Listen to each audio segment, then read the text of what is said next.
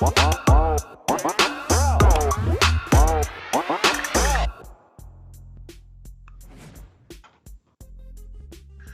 morning, good afternoon, or good night, depending on what part of the world you're watching this from. My name is Junior Browne, joined as usual by my guy, Jordan Sharp, and we're here to break down these NBA games on the BMR NBA show. A lot of games this weekend. The last time we were here, I only had one official pick, which was the Wizards of Washington -1.5. They ended up smoking the Grizzlies in a very weird game where the Grizzlies only scored 87 points. Jordan, how was your weekend? How was your picks? How you been? It's been a fantastic last few days for me on the betting side of things with the NBA. I was undefeated through Friday to the weekend up until the very last game last night when the Rockets and Warriors got into a track meet early and often, and that one had the under. Missed that one by a mile, but other than that, that's the only play that I have not cashed since Friday. Went 4-1, 5-1 over the weekend.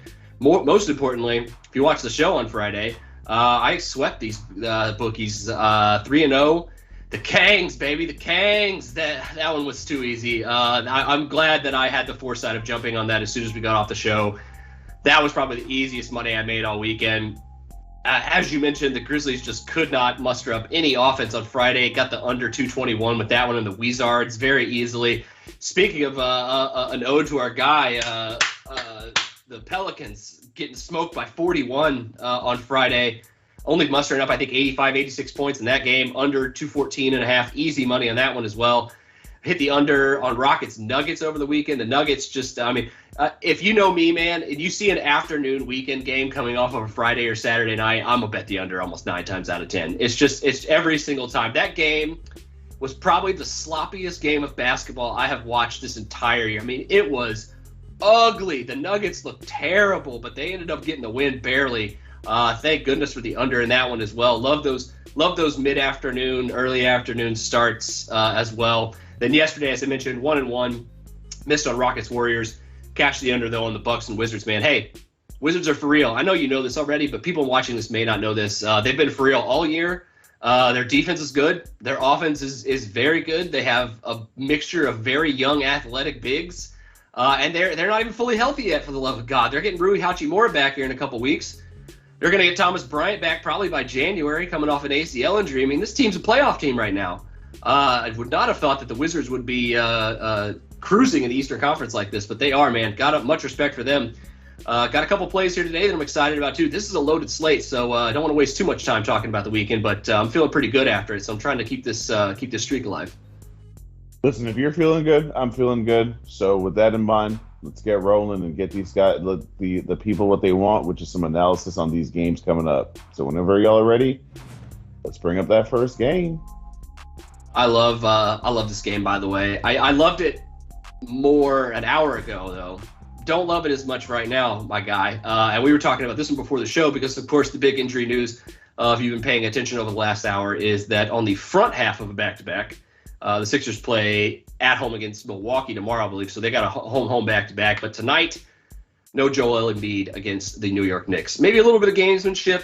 These two teams maybe project to kind of, potentially be a first-round playoff matchup this year. I don't know. I don't have a play on this game, but one thing that we were talking about and that I am extremely surprised to see is that with Joel Embiid out, the total has gone up. So what is being assumed here at the very least is that the pace is going to increase without Embiid, which is something we saw happen a lot last year. Don't get me wrong. Definitely a possibility to say the least. But you and I also mentioned this. There's a lot of guys for Philly out right now. They still are without Tobias Harris. Matisse Thybulle is out as well. They're going to be about an 8-man rotation tonight, maybe 9. They're very shorthanded, and scoring against this Knicks team, which granted, defense hasn't been as great as we thought so far this year. But if these two teams play up to their potential defensively, like how is this not like 100-98 kind of game towards the end of it, Junior? Like, riddle me why. Tell me, is there just something blatant that I'm missing other than the potential increase in pace with Embiid being out that the reason for this total to shoot up 2 points? Or am I just like, am I kind of maybe seeing some undervalue potentially opening up here at this 213.5, 214 line? Well, you already know I'm super annoyed because I have the under I believe 211.5 or 212, something like that. Excuse me, and now it's at 213, so I'm getting the worst part of the line technically. Listen, I don't really buy this theory that because Embiid's out, the pace is going to pick up so significantly. Philadelphia plays at the slowest pace in the entire league, and the Knicks are like right behind them at like the fifth slowest pace in the entire league. So what? It's going to turn into a track meet because Embiid is out? I mean, they'll play faster, but you also have to take into account Philly's injury problems. It's not like they're going to turn into a track meet with their full roster. So when you look at the guys that are available to play, you have to say to yourself, well, how is Doc Rivers going to choose to play this game? Also, an underrated aspect of Philly playing faster without Embiid. I don't want to bring up Ben Simmons because I don't want to talk about people that are not playing basketball, but Ben Simmons pushes the pace. Yeah. That's what he does. Yeah, good point. You know what I'm saying? Like, he's a player that grabs a rebound and he's taking off down the court. Who's doing that on their roster right now? Like, if you look at their roster, they actually don't even have a point guard that plays on the roster. So I'm not going to dismiss any of that. I don't love that I got, that I have 211.5 when there's 213 available, but I'm still pretty confident that it's going to go under. The key to success for Philly is on the defensive end. And as for the Knicks, I'm just going to be honest with you. The Knicks right now, or if the Knicks continue to play defense at this pace or at this rate, they're not even going to make the playoffs. Nope. I'm just going to tell you that right now. If you're a Knicks fan and you have a problem with that, holler at me and I'll educate you.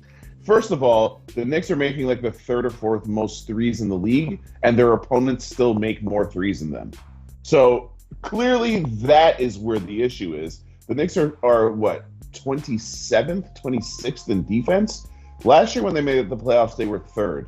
You can't have a drop-off from in a category like that with essentially 95% of your roster is exactly the same and think that that's not going to be a problem. Also, if you just think about it logically, the Knicks right now are, I think, the third most efficient offense in the league. What's more likely to regress back to the mean for the Knicks? Is it their amazing offense right now, or is it their defense? It's probably their defense, but defense is effort. Defense is intensity. Yep. Shooting is a variable that you only have a certain amount of control over, like the shots you choose to take, for example, and how you're just feeling that day. But defense is effort, about discipline, about principle. It's a completely different thing. So I think the Knicks come into this game thinking, these guys don't even have their best players. They don't have Tobias Harris, who's averaging 20 a game. They don't have Joel Embiid now, who's averaging 20-something a game.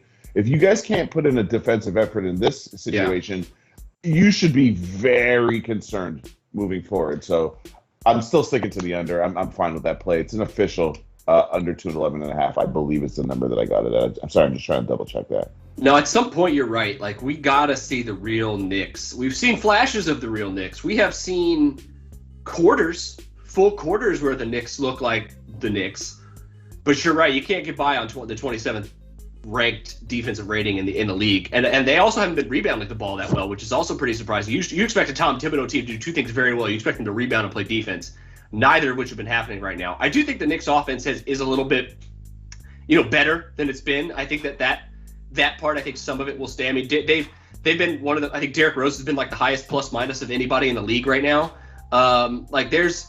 There's some things going on with this Knicks offense that I like, and bringing in Fournier and Kemba is obviously going to improve the shooting. So I don't want to get too crazy and be like, oh, the Knicks offense is going to regress. But you're right, their defense is just maybe bringing in these guys, and because we know Fournier, defense is a little questionable and most of the time. And Kemba, usually a pretty solid defender, but at this point in his career with the knee injuries he's had, his lateral quickness is just not as good as it used to be. So it's a possibility that this defense may take a hit, and we may see a Knicks team that's a little bit more reliant on their offense this year. But yeah, man, I'm at this line. I don't want to overthink this too much. Like, I got to be leaning the Knicks, I think, at this point. Like, you just said it. I mean, without Harris, without Embiid, without Matisse, you're being led by Seth Curry. You got a lot of pretty guard reliant, basically, because Andre Drummond's not a post up guy. He's not there to get his own shot. He's there to battle you on the offensive rebound and win that battle and get some easy buckets. But Yeah, for me, man, I'm surprised. I lean under too. I kind of lean Nixon under this one. I think we can move on though. This is we got a lot of other tasty games to get to here today. Guys, you heard the men. Let's move on to the next game. We got the Nets and the Bulls. I didn't make this one of my official picks, but I'll just let you know I got Brooklyn money line in this game. And this is just one of those cases. I don't even think I need to explain to Jordan because I think he knows where I'm going with this. I'm just one of those people that looks at it from a standpoint of when is the next time you're getting the Brooklyn Nets plus money? I have no idea when the next time that's going to be, but it ain't going to be too often. So, like I said, I've said many times, and I will continue to say, I hate to pass up on a sale, son. The Chicago Bulls look good. So do the goddamn Brooklyn Nets, especially on the defensive end, which is almost shocking. And if they continue to do that, with Kevin Durant looking like that clear MVP frontrunner right now, this guy is literally unstoppable. He doesn't even look like he's hit top form yet. Eventually, James Harden is going to pick up the pace. I don't love that they're in a back-to-back situation, so I understand why the line is what it is. I respect the Chicago Bulls. I think two things led me to go ahead and pull the trigger. Again, I don't like talking about picks that are not official, but I'm not going to lie. I have Brooklyn in this situation. And the thing that made me pull the trigger is Chicago's a terrible rebounding team. They're also a team that does not shoot a lot of threes. They have one of the lowest attempt numbers, and they're probably last in terms of makes per game. If you're going into a game against the Brooklyn Nets with a 3-point deficit, and you're not a good rebounding team, you're already kind of putting yourself in a tough position. And also with Pat Williams out, they don't have anybody on that roster, in my opinion, that can even come close to guarding Kevin Durant. So, let alone James Harden. So, listen, this is closer to a 50-50 proposition than not. I just love the number. And Brooklyn, after like the first couple of games, they look very, very shaky. Since like the opening 3-4 games where they actually had a really tough schedule, right? They played Philly, they played Milwaukee, like they played some tough games. They look like they're a team on a mission. Like if Kyrie actually decides to get the jab and come back, they're winning the title. I don't care. Yeah. Easily. Yeah, they're easily winning the East. Yeah. They're easily winning the East. I have a pretty big bet on them to win the East anyways, because the line was to me ridiculous. But I'm all in on Brooklyn in this game. Not to disrespect the Bulls. I talked a lot of shit about the Bulls in the beginning of the season, and they've proved me wrong. I've cashed a couple of tickets with them even. So it's not that I don't believe in the Bulls. I just think Brooklyn is the better team, and I'm getting a very favorable price. Two things you touched on. I don't have a play on this game, but two things you touched on that have to be reiterated because I agree with you. It's Nets or nothing here. For two big reasons. One, you said it first. The first thing you said, the Nets are almost top 5 in defense so far this year. Granted, we always have to preface with still a pretty young season, right? But we're getting to the point where we can't say that much longer, right? We're getting to the point where it's like we're almost like 15-20% through the season here in a few days. Like at the end of this week, like these numbers are still going to have a lot more meaning. And I think we have to look at the Nets with the way they've been playing. And I mean, I've watched a couple of Nets games so far this year, and you're exactly right. Their defense looks really great right now. And on the flip side, the other thing that you mentioned the air just completely went out of every bit of optimism I had about the Chicago Bulls this year when Patrick Williams went down. He's kind of the glue that holds that defense together. They're still going to be good defensively, but you just said it, man. Like, who stops Kevin Durant tonight? Derrick Jones Jr.? No. Javonte Green? No. Ayu Dosunmu? Yeah, good luck, kid. Like, I love you. ILLINI, but no, he's going to drop 30 on whoever. He's going to drop 30 on whoever. It doesn't matter tonight. Not to interrupt you, but does Sumnu falling as far as he did in the draft? I don't get that because he looks like an actual player. But go ahead. I think a lot of people just thought oh, his offense is going to take forever to come along, and it hasn't. And I think that's like the biggest thing because everybody knew he just has a lot of effort. And he plays well on defense. I think the one thing is like those kids like that where you're like real strong guard but his offense going to translate to league. Like yeah, it has. But that's the problem though because this Bulls team is like. And that's the other thing that you didn't mention that I kind of want to touch on too with this Bulls team makes me a little questionable. Like DeMar DeRozan looks like Toronto championship DeMar DeRozan right now, and Zach LaVine's doing his thing. Vucevic does not look right, and I think part of it is just he hasn't really acclimated to the offense yet, and he's not really used to not being the guy. he's been the guy for so long in his career offensively that he could count on maybe like a shot attempt basically every other minute of a basketball game, whereas he doesn't get that anymore because they have two more credible scorers, I should say, than Vucevic. So like he's got to find his role on this team and find a way to get himself buckets without being the center focal point of the offense. And then I think when that happens, this Bulls team does have some upsides. But when I was watching this team, even with Williams were healthy, they were a forward, like a stretch forward that could defend short of me being like, this team has title upside. Now without Patrick Williams, they're two of those guys short because Patrick Williams, in my opinion, has like Kawhi Leonard level of upside whenever he gets his offense figured out. He's really, really far away from that. And I don't think he from what I've seen, it doesn't look like he'll ever get to that point. But defensively, the dude looks like he's basically the same as Kawhi Leonard, in my opinion. So like just losing him alone is a huge, I cannot preface this enough, huge loss for this team. And you're right. I think it's just nets or nothing here. The Bulls, if they're going to want to contend this year, they're going to have to make a couple trades. They're going to have to give away some of those picks. If they truly are in a win-now mode to appease Zach LaVine and maybe even also Vucevic, we'll see, to re-sign after this season, you got to get some more guys in this, and you got to figure out the defense at that forward position because matchups like this are going to absolutely crush you. So maybe I'm leaning towards a Durant prop tonight. I don't know. There's a couple of guys that some overs looking good tonight. Durant's one of them. I haven't gotten there yet, but just because this Bulls team, I don't want to disrespect them defensively.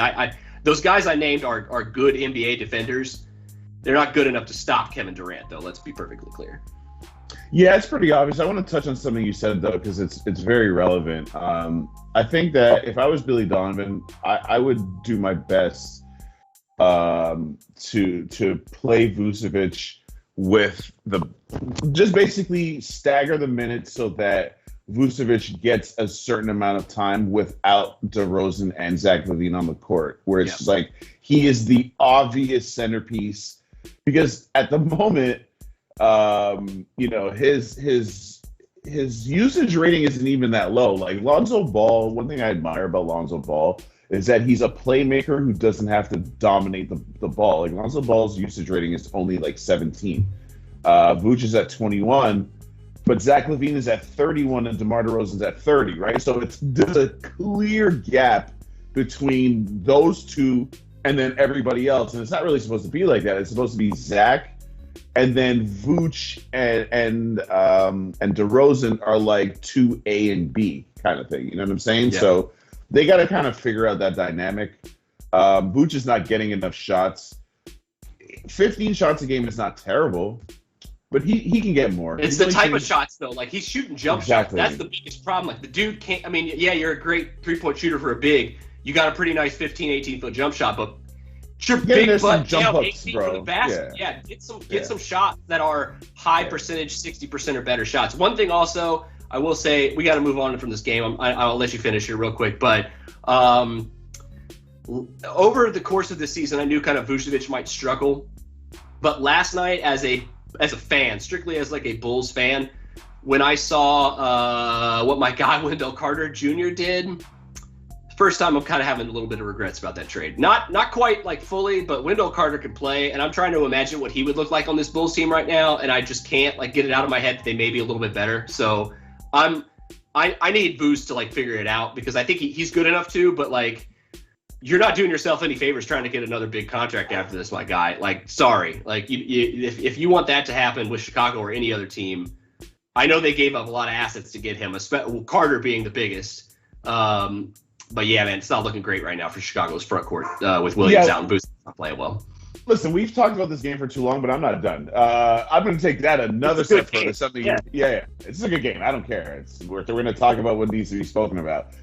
If you're Vooch, okay, if you're gonna take 6 threes a game, bro, you gotta like balance that out by also getting into the post and getting to the line. You're only shooting 2.8 free throws a game, but you're shooting 6 threes a game as a big.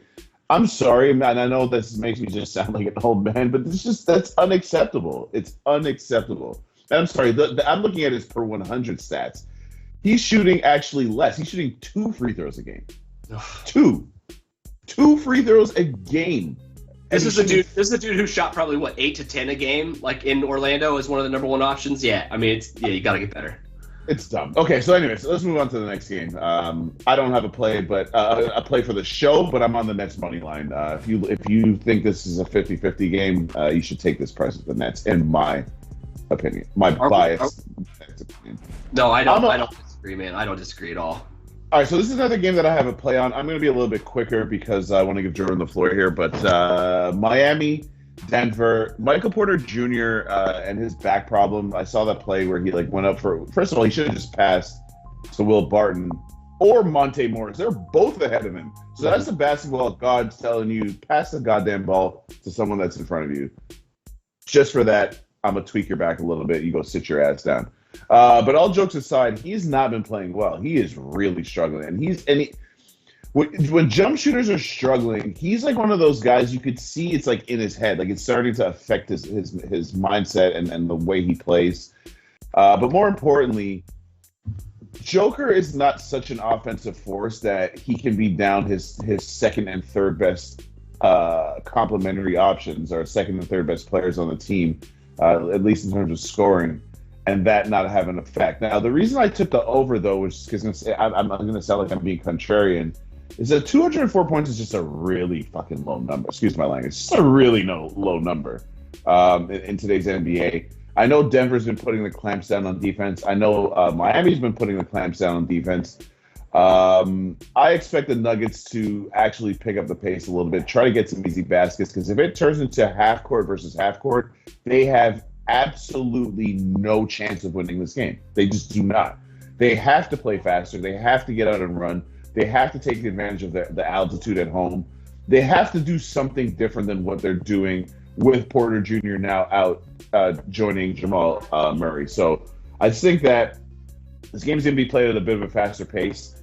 And another thing, even though Denver's playing well on defense, Miami's offense is cooking right now. So to just assume that Denver's going to be able to shut them down is also a bit of a stretch, in my opinion. I think both teams get at least 100 here and get over this 204 points.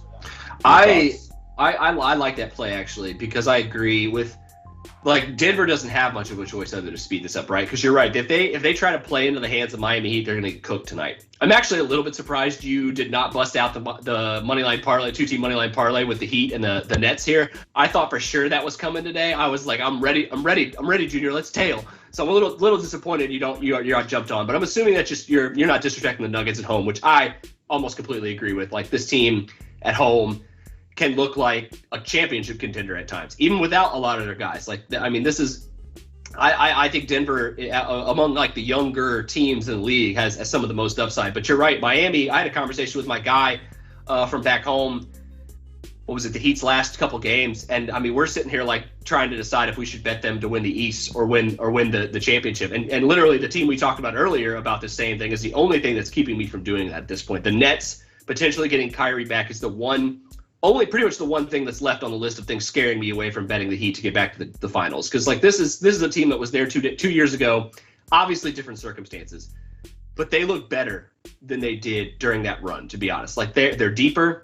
Their young guys have more experience. Let's be honest. Hero and Duncan Robinson were both technically rookies, I think, still during that run. This is a team that's got a better bench than they had then. They're better defensively than they were then. And all their guys like Bam and Hero and these guys are just coming into their own and turning into stars in front of our eyes. Hero's running away at this point with sixth man of the year.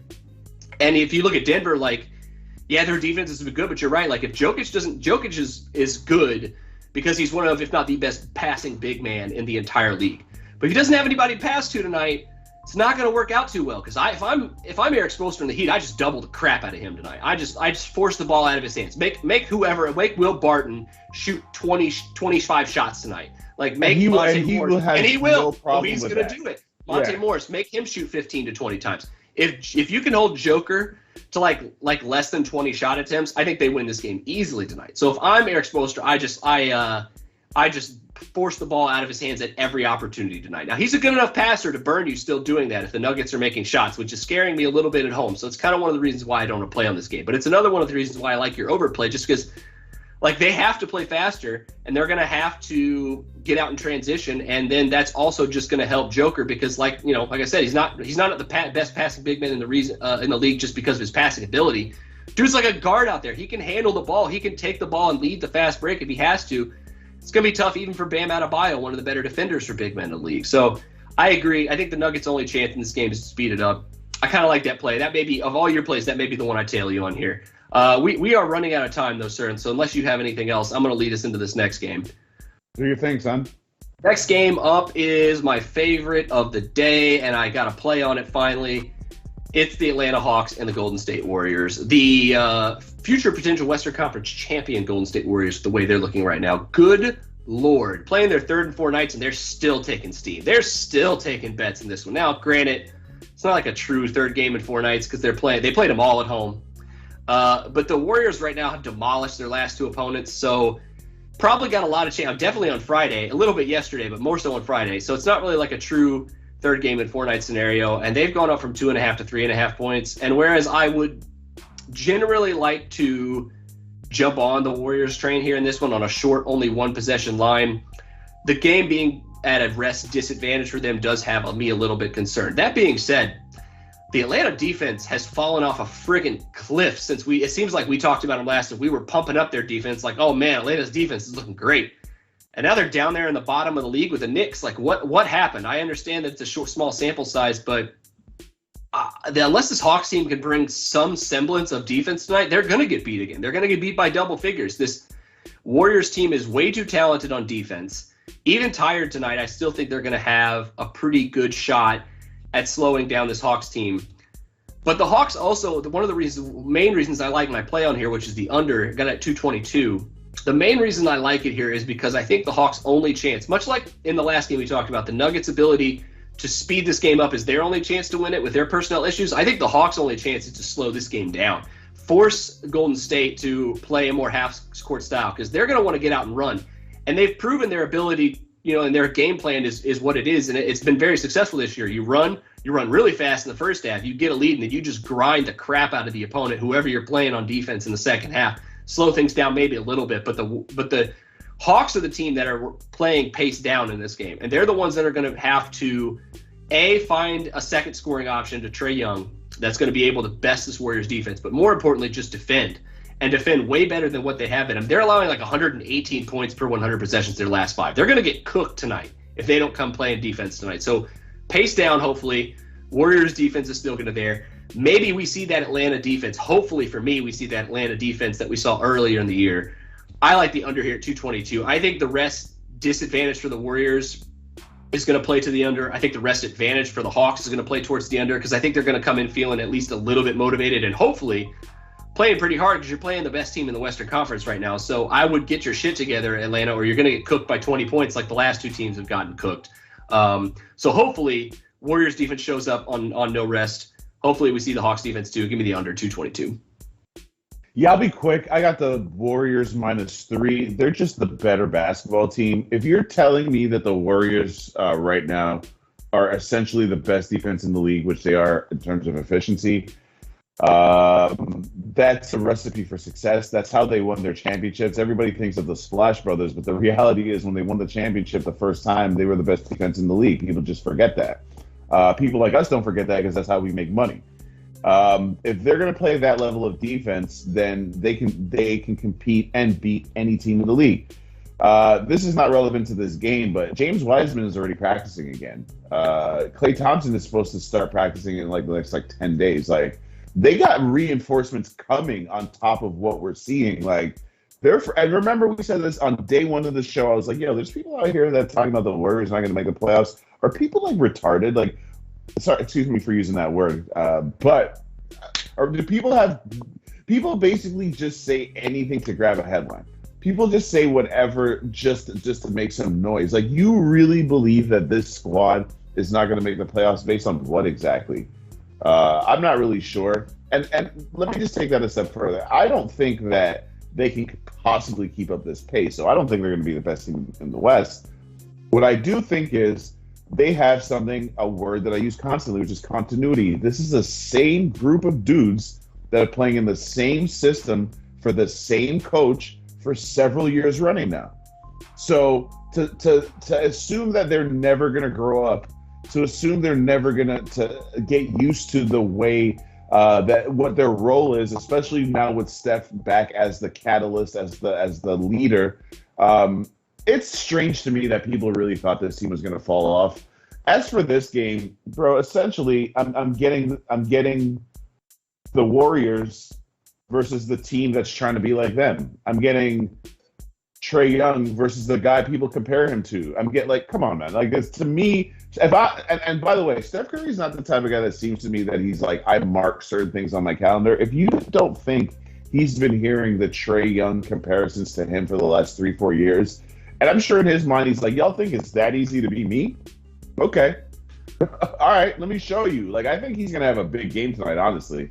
I mean, yeah. Yeah, I love the Warriors in this spot. I think the Warriors win by margin here because, as Jordan mentioned, and rightfully so, if the Hawks are not going to play defense just like the Knicks, then they are not the team they are not going to accomplish the type of things that they accomplished last year. Their success was built on team defense with combined with obviously one of the best scorers in the league, also a top playmaker in Trae Young, but also the sum of their parts. They just got a bunch of guys that can contribute. But again, that's the foundation of that, though, is defense. And right now that is non-existent for them. So they're going to come into this game against Golden State playing subpar defense. I really think they're going to lose by margin here. So yeah, that's why I went Golden State -3. Last game on the slate, I really don't even have too much to say about this game, to be honest with you. Just because I don't really know what the Lakers are. Actually, you know what? I'm going to throw it over to you because you're going to have more to say, and then I'll just wrap it up because I'm not betting with first of all, Charlotte, what the hell is going on with them? Yeah. Go ahead, Jordan. Go ahead. No, I want one thing I just want to touch on real quick to wrap up the previous game is if I get a Miami Heat Golden State Warriors NBA Finals, like pants off at that point. Like give me 7 games of that all day, every day. Right now, that's my early lead for NBA Finals matchup. This game, however, I don't have a play on, but I'm real freaking close, my guy. And the only reason I don't think I've made one, and it's not on the official list here that we'll talk about in just a second because I know we got to wrap up. But, man, the Lakers, and I talked about this after they got cooked by Shai Gilgeous-Alexander. Who stops LaMelo Ball tonight? LaMelo Ball probably is just licking his chops tonight trying to get at the Lakers defenders because they have been absolute trash against point guards. Dead last in the league in defense against point guards from a fantasy perspective. That also translates to props as well. I got my finger on the trigger of LaMelo Ball to score a triple-double tonight. I haven't fired. It's probably only going to be something small, but you look at this game, absolutely zero defense the Hornets are going to play. They're one of the worst, if not the worst, defensive teams in the league right now. Their offense is what's carrying them, and their offense is what is going to win them this game if they do win. As I think you pretty much already said, I'm not going to get in the handle of betting either of these two teams to win a basketball game right now. But something I will get involved in is hopefully if it's a high-scoring game, which seems like it's steaming up, I'm going to be on a prop bet for this one. I'm probably going to be on either, like Ball or Bridges or maybe both. But somewhere like Ball's points, rebounds, assists on the over. I don't know exactly what it is. I think it's probably going to be somewhere in the low 30s. But that doesn't seem like too much against this Lakers team who just cannot stop a point guard to save their life. Good luck, Avery Bradley. I hope you don't get put in the spin cycle tonight, but the likelihood of it happening is pretty high with LaMelo Ball coming into town. So that would be the only way I would look at a bet on this one here, if one at least I haven't taken yet. Nothing really to add to what you said. The Hornets on a back-to-back, you get the hell out of here with all of that. Their defense is atrocious. So I can't bet on a team that can't stop anybody. I thought after they let Sacramento drop 140 that they would come with some defensive effort. I guess 120 is better than 140, but goddamn, their defense looks so suspect. So I am all the way out on Charlotte. That being said, if they came in here and won this game, I wouldn't really be shocked because their offense is really good. It's just their defense that's a problem. And the Lakers aren't bad defensively, but they're certainly not at the level that they've been for the last 2 years since the LeBron and AD combination became a thing. So I just don't see any advantage of this game. So let's go ahead and close out the show and wrap it up and repeat our picks so that you guys, if any of you guys want to tail us, cash some tickets. So I'll go first. Knicks and Sixers under 211.5. I know the books seem to think that the pace is going to increase. I don't agree with that. I'm even going to take this a step further. Kemba Walker is hurt in some way. I don't know if he's going to play or not, but he's not right. Derrick Rose is a shoot first guard. So for all intents and purposes, the Knicks playmaker situation is kind of iffy in my opinion. That's not, and same thing for the Sixers. Without Ben Simmons, without a true point guard, who are these people that are pushing the pace in this game exactly? You're talking about the Sixers team that plays the slowest pace in the entire league, and the Knicks are bottom 5. So I'm taking the under in that game. I think the Warriors are just on just a different level to the Hawks, and -3 at home all day, all night. I'm taking that. And as far as the Heat Nuggets, over 204.5 in an NBA game, that's a pretty damn low number. I know the Nuggets have several games already this season where they've scored under 100 points, and the Heat are the best defensive team that they play, but it's at home, at altitude, in a situation where you're missing too many guys to continue playing at this slow pace. A half-court game versus the Heat, that is not the recipe that's going to win this game. I think the pace kicks up a notch, goes over 204.5. What you got, my guy, Jordan? I like that Heat. I think that Heat Nuggets pick. I like it a lot. I got the under 222 Hawks Warriors. I think that one, only chance for the Hawks to win that one is they bring their defense. Also, game we haven't talked about, Suns Kings. I'll be brief. Kings are for real, y'all. Their defense is good. It's actually even better at home. And the Suns are missing DeAndre Ayton tonight. I was close to running it back with Kings first half in this one, but I think the under is a little bit better value. I'm surprised as well that I've seen this tick up a little bit, so maybe don't lock in that number because I see some 226s on the board as well right now. Little surprised. Not gonna keep me away though. The Suns have been the team that have been pushing the pace. The Kings are going to force them to play down a little bit into their style of basketball, and this one force them to defend them in the half court, which I think is going to be trouble. And on the flip side, they're exactly they match up very well against the Suns team, who's going to be undersized tonight. The one weakness the Kings have is that they're undersized down low. And they're not going to have that problem tonight without Ayton. So like the under here in this one a lot, even lean Kings as well. That's it for us, obviously. I'm going to shoot it over to my guy Junior here to send us off. Oh, I thought you were going to wrap it up. I ain't got a problem with that. Oh, yeah, go for it. I can do it as well. But I always do it. You go ahead. Let's wrap it up for us, Jordan. All right, let's go. As always, visit bookmakersreview.com for more picks and articles as well. You can read further about my Warriors and Hawks pick as well. Like and subscribe to this YouTube channel. I cannot thank you enough for doing that and always giving us a watch and a follow. It's much appreciated here on Twitter. I am at Sharp on Twitter. We got at JR Brown 21 on Twitter for Junior. Until next time, let's cash some tickets. We'll see you next time. Out.